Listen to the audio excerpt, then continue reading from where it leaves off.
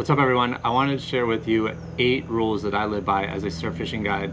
These rules might not apply to you because your situation might be different than mine, but I wanted to go ahead and share these rules with you because you might find them helpful.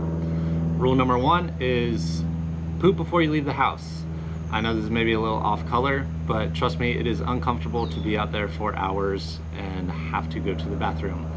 You can pee in the ocean without anyone noticing pretty easily, but pooping in the ocean is a whole different trick.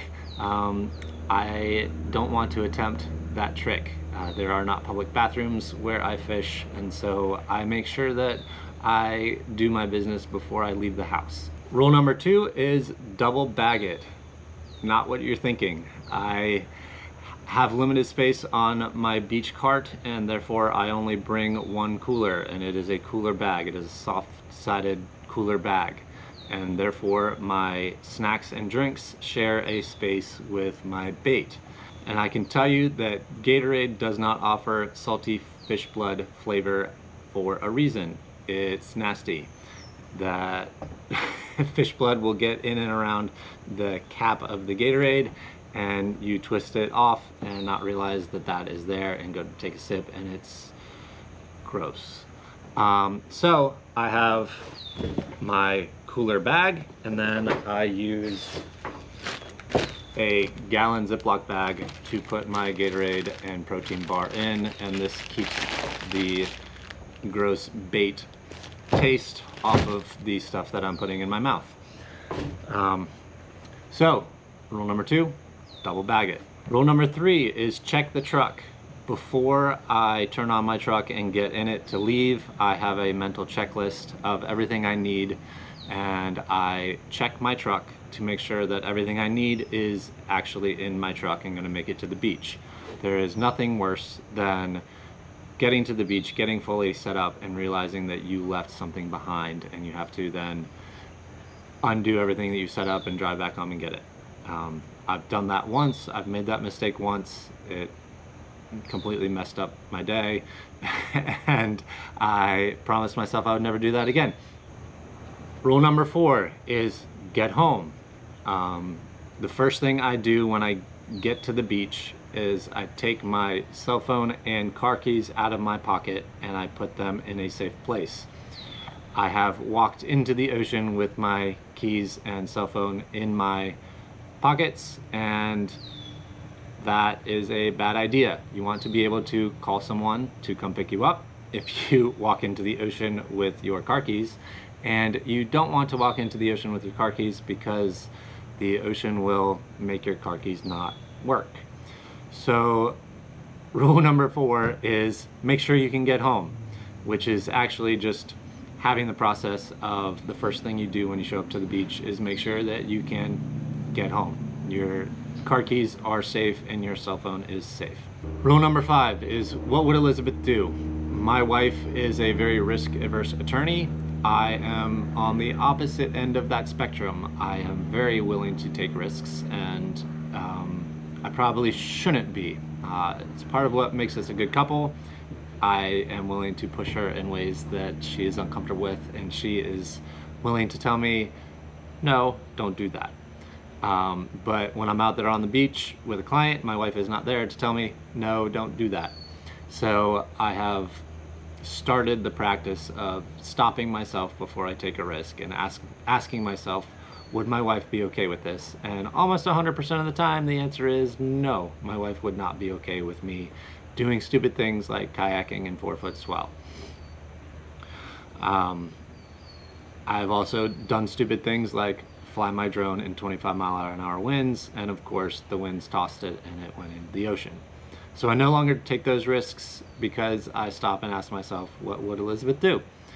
And the answer is not be dumb. Rule number 6 is details matter. Because I'm a guide and I have paying clients, I don't ignore the little details. If I have a nick in my line or my leader, I retie it. I don't take that risk. I don't ignore that small detail. You know, if you hook into a big fish and it breaks off at that nick, you're gonna feel terrible. So I pay attention to the little details. I do things like have redundancy in my tools. When you're shark fishing at night, it isn't uncommon for you to lose track of a pair of pliers on the beach. They will get cast to the side as you're trying to get the shark back in the surf, and then a wave will come up and wash over it, and it'll sink down in the sand and you'll lose it. And if you don't have a second pair, then you're just out of luck and you no longer have a pair of pliers to dehook the sharks with. So you gotta pay attention to the little details as a guide, and paying attention to the little details is an important thing as a guide, and it's something that I make sure I do. Rule number 7 is Neosporin is our friend. I get tons of nicks and scrapes on my hand. I don't know if you can see that, if that's going to be in focus there, but my hands are always beat up. I now wear wading boots into the surf because the bottom of my feet were always beat up, and the surf is a very dirty place. There's actually a ton of bacteria right there in the surf. If you ever get stitches in a coastal town, the doctor that does the stitches will reinforce to you, don't go in the ocean because it will get infected. I have had to go on antibiotics twice because I got a cut on my feet and then my feet got infected. So anytime I get a little cut or nick on my hands, you can just see front of my fingers all beat up. I've got a cut. Where was it? Oh, I've got a cut right here. It's just I always have cuts on my hands. And so every time I get a cut on my hand, I put Neosporin on it and I put a Band-Aid over top of it and I go to sleep like that. And that Band-Aid isn't there to prevent blood or anything. It's there to hold that Neosporin in place on that cut. And then the next day, usually it's closed up and that Neosporin has done the job and prevented it from getting infected. So rule number 7 is Neosporin is our friend. And the 8th rule, the final rule, is sand is the enemy. I hate sand. For someone who makes a living standing on sand, I hate sand. It gets on everything, it gets in everything. It is horrible. I hate sand. I tell my clients to not put my reels down in the sand. They will get excited when we catch a shark and set the reel to the side and run over and look at the shark. Don't do that. You're gonna ruin my gear if you put it down in the sand. I much prefer to fish at low tide when you're standing on that wet hard packed sand than at high tide when you're standing on the soft dry sand. That soft dry sand is so much worse than the hard packed sand. Sand is the enemy. Make sure you rinse down all of your gear after every trip and wash off all that sand. I fly a waterproof drone so that I can rinse it off with fresh water because sand gets up in the motors. I can spin the motors and hear it in there, and I spend the time to rinse out that sand.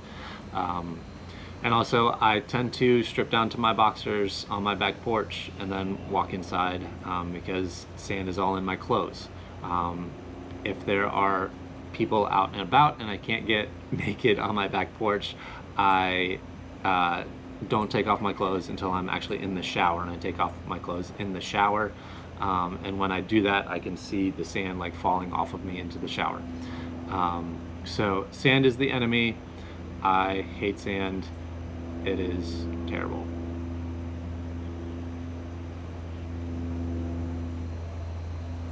Sand.